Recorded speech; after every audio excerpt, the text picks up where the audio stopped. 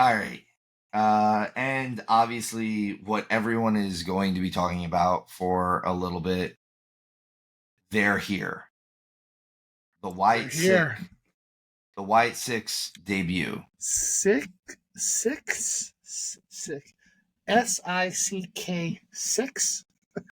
So I think it's actually supposed to be SICKS, but they styled They the used the S 6. like a 6. I thought this was awesome, by the way. You said you want some mysticism and some craziness.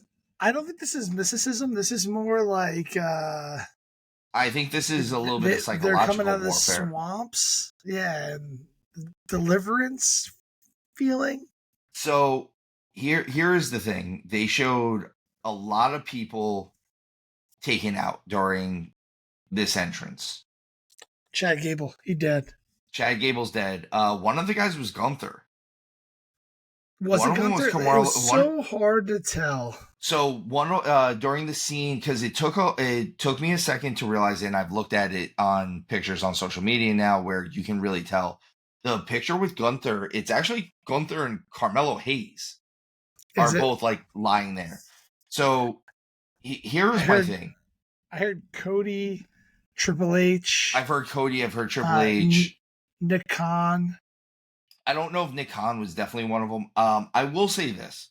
One of the things that they did really nicely, and it starts with the Drew quitting scene, was they made sure to follow him through Gorilla and show how nice and pristine Gorilla looked to plant the seed that when it was all destroyed, I'm going to put it this way. I think everything that they showed was psychological. Yes. I think it didn't happen. None of it happened. The only thing that happened was them walking out. Like, you get what I'm saying? Like, because it doesn't make sense for them to run roughshod over the entirety of that backstage area and then not, like, kind of keep doing it. I had, someone had said to me today, literally, about, since the show has aired, that they should run roughshod over everything now. And I agree with them. If this is what they're doing, if they have no alliance, they're just going to be a chaos factor. Yes, they should do it. But if they were going to do that, they should do it on NXT for the week. They should do it at SmackDown for the week as well. They should also, I even said, have them go to TNA at this point. If you're going to have that working relationship with TNA, but I don't think that's what this is. I think this is where I say it's psychological and mysticism or just pure. I believe this was images that were put out and then they showed up where, and I think that's so where I talked about Otis and the Alpha Academy leaving.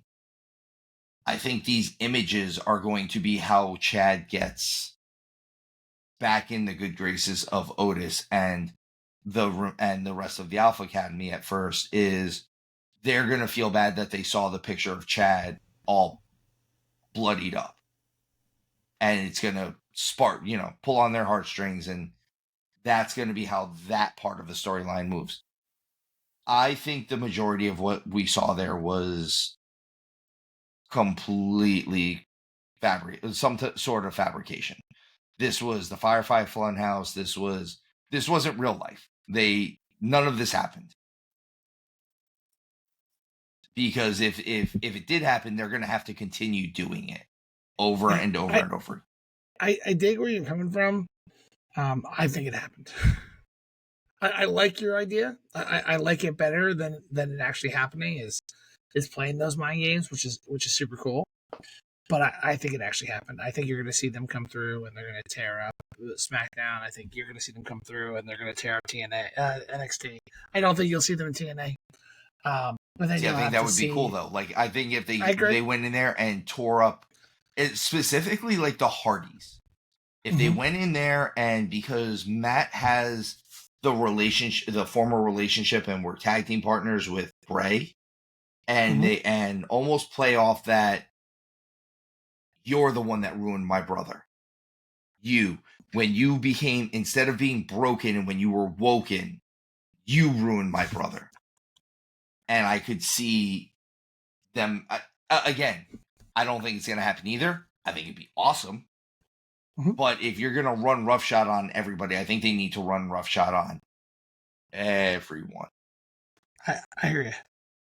I also think that it would be cool because of this group, the only one who didn't show up on their debut was Alexa Bliss.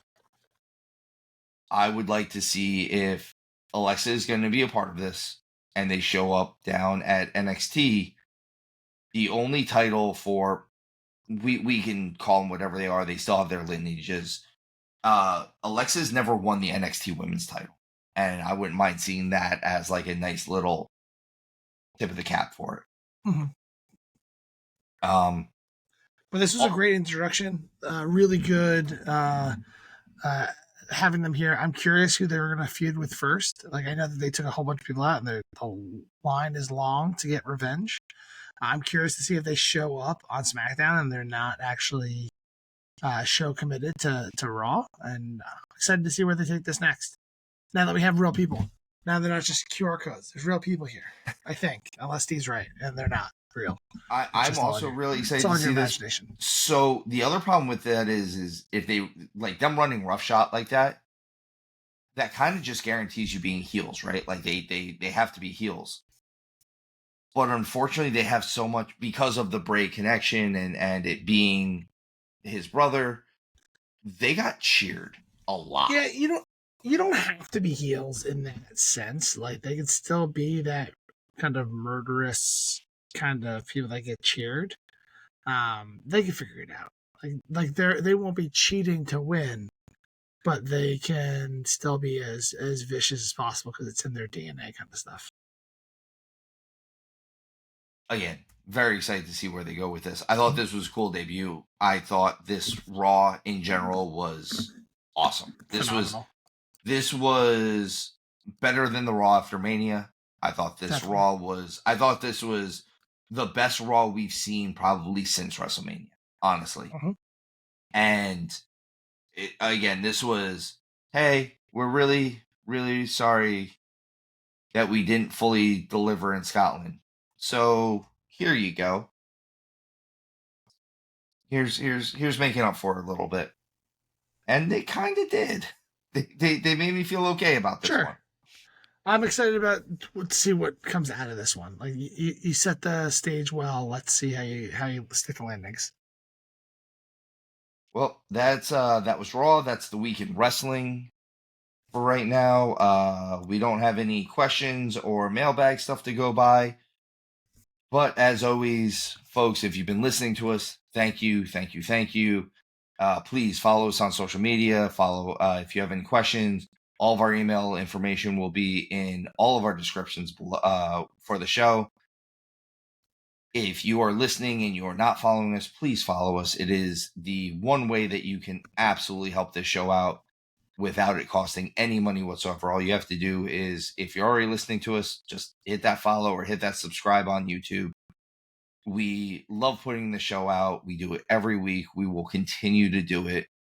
But I know I'm speaking for both of us in this case, Mr. Name over there as well.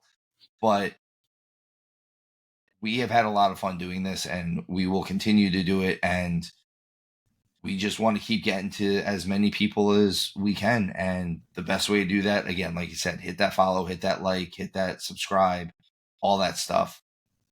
But other than that, we will be back next week to go over Forbidden Door predictions and see where we go from a hell of a Raw, basically. Yep. See what they do next. Wanted to thank all of you for listening. Thank you for supporting us through this show, and we couldn't appreciate you guys more. Folks, this has been our landmark 20th episode.